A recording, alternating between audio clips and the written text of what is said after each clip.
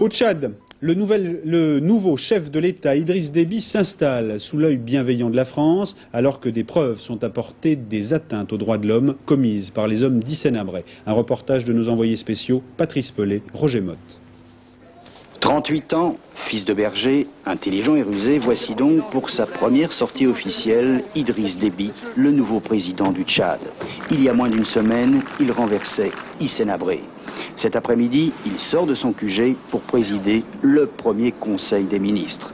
Déby ne se déplace jamais sans sa garde personnelle, une centaine d'hommes qui donneraient leur vie pour leur commandant en chef. L'entrée dans la salle du conseil se veut solennelle. Autour de la table, les ministres nommés la veille. Premier objectif du gouvernement, remettre la machine économique en marche.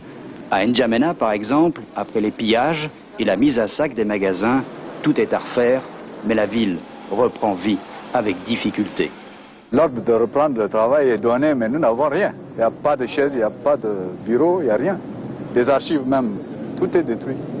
Pour relancer l'économie, il faudrait que tous ceux qui ont quitté le Tchad, un millier d'étrangers, reviennent le plus vite possible. Ils étaient au poste clé. Les coopérants, notre souhait, c'est qu'ils reviennent le plus vite possible. Mais pendant un laps de temps, dans l'immédiat, je dirais, à quoi servirait-il, à part certains d'entre eux? À N'Djamena, les habitants découvrent les morts retrouvés après la fuite de l'ancien président. On nous présente ces corps, 9 en tout, comme étant d'anciens prisonniers exécutés en toute hâte. Et puis, il y a les rescapés de cette guerre. Tous ces grands blessés ont été récupérés dans le nord. Corps criblés d'éclats d'obus, jambes qu'il va falloir amputer.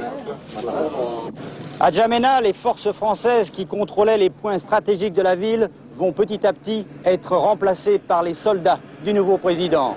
Le calme est revenu, mais jusqu'à quand?